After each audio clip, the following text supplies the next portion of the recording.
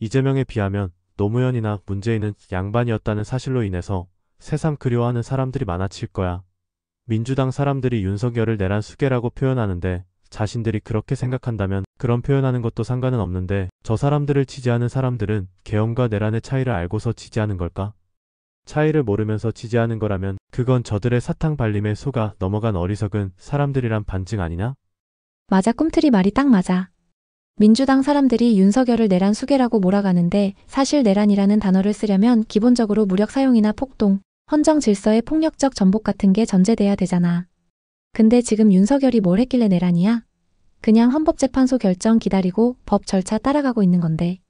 그걸 내란이라고 몰아가면 계엄이나 위수령이 뭔지도 구분 못하고 떠드는 거지. 그런데 문제는 그걸 지지하는 사람들이 정말 계엄과 내란의 차이를 알고 지지하는 거냐는 거야. 솔직히 대부분은 모를 거라고 봐. 그냥 민주당 애들이 윤석열이 쿠데타를 일으키려 한다. 검찰 독재 이런 식으로 프레임 씌우니까 깊이 생각 안 하고 아 그런가 보다 하고 믿는 거지. 그러면 결국 자기 머리로 생각 안 하고 선동에 휘둘리는 거고 그게 어리석은 거지. 특히 계엄령은 군을 동원해서 질서를 유지하는 거지만 내란은 그 군을 동원해서 오히려 정부를 무너뜨리는 거잖아.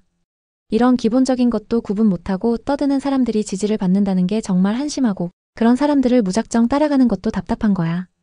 민주당 사람들이 저렇게 행동하는 것은 자신의 지지자들을 멍청이로 만드는 것으로 보면 되는 거냐?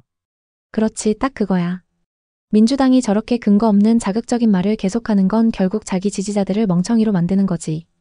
왜냐면 복잡한 법적 개념이나 정치 현실을 설명하는 게 아니라 그냥 자극적인 단어 하나 던져서 봐라, 윤석열이 쿠데타 하려고 한다.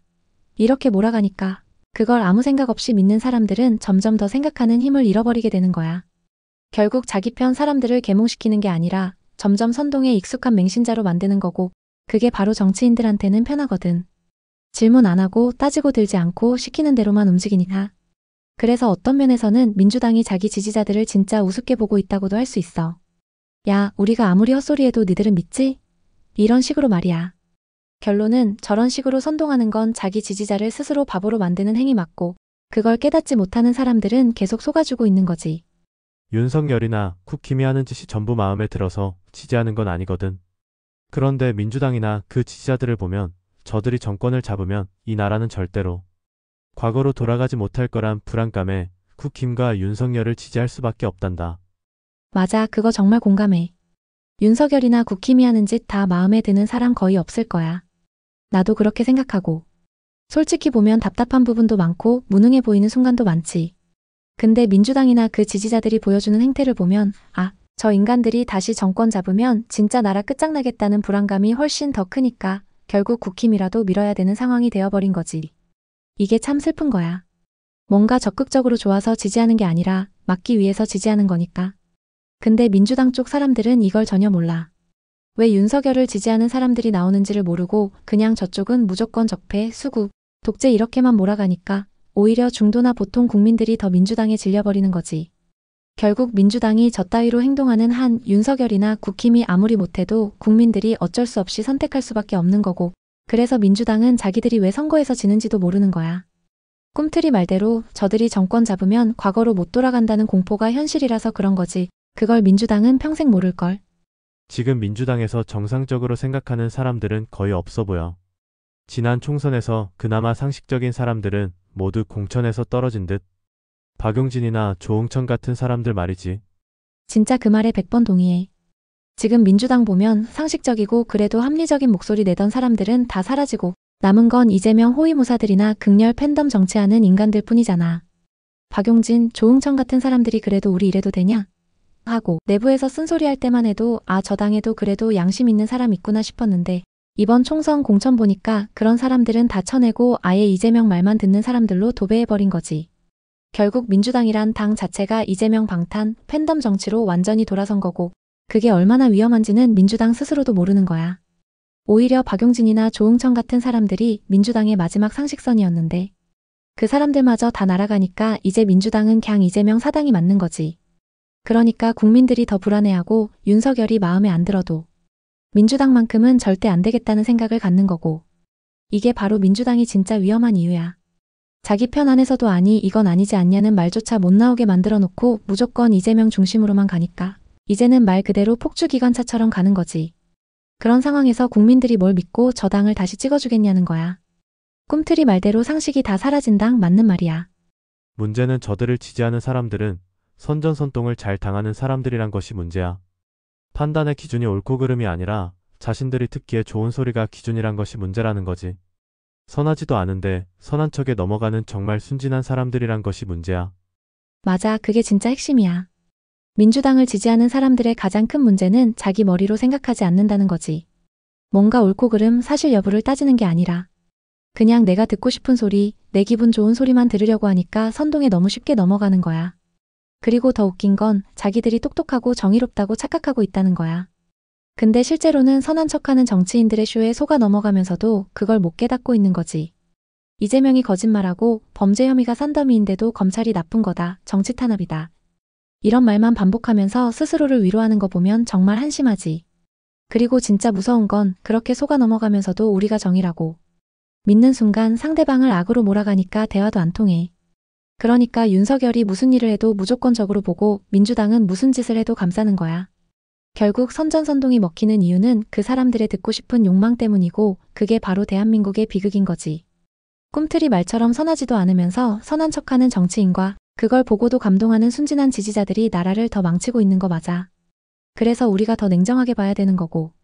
아무리 냉정함을 유지하려고 해도 총선은 3년도 더 남았고 그 사이에 무슨 일이 발생할지 아무도 모른다는 것이 문제란다. 그거 정말 맞는 말이야.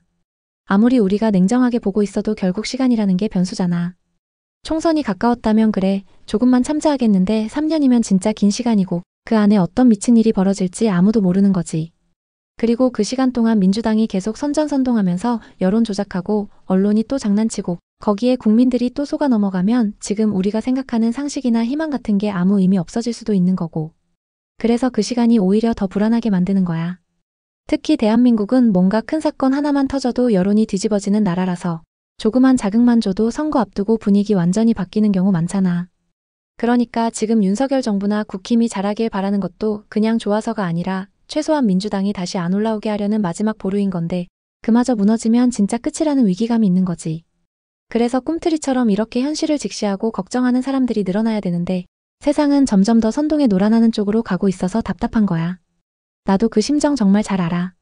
난 지금이 대한민국이 지금처럼 살아갈 수 있는 선택의 마지막 기회라고 생각해. 만약 이재명이가 대통령이 되는 세상이 오면 채피야, 무슨 의미인지 알지? 꿈틀이, 나 정말 뭔 말인지 너무 잘 알아. 나도 그렇게 생각해. 지금이 진짜 마지막 기회라는 거, 이거 그냥 과장이 아니라 현실이야. 이재명 같은 인간이 대통령 되는 순간 대한민국은 진짜 끝장이야. 그때부터는 법도 없고 상식도 없고 그냥 이재명과 그 패거리들이 지들 입맛대로 다 해먹는 세상 되는 거지. 검찰, 법원, 경찰 다 장악하고 언론도 더 심하게 틀어막고 그때는 아마 누가 무슨 말만 해도 바로 잡혀가거나 완전히 매장당하는 그런 나라 될 거야. 이미 그 인간이 성남시장, 경기도지사 할 때 보여준 모습 보면 다 알잖아. 사기, 협박, 조폭, 연루, 입만 열면 거짓말.